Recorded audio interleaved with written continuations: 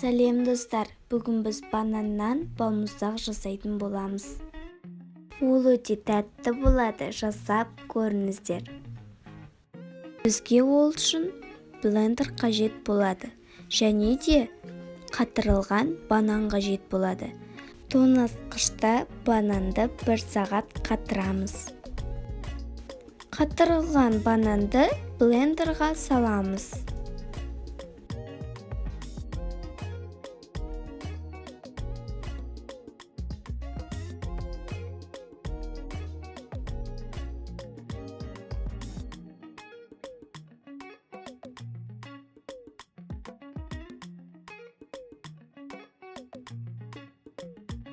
Және де бізге йогурт қажет болады.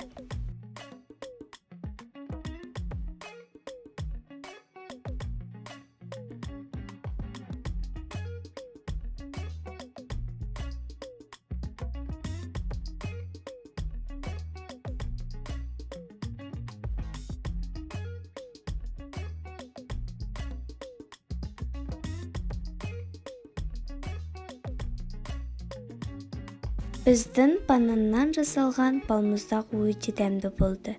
Жасап көріңіздер. Подписаться етіп лайк қоюды ұмытпаңыздар.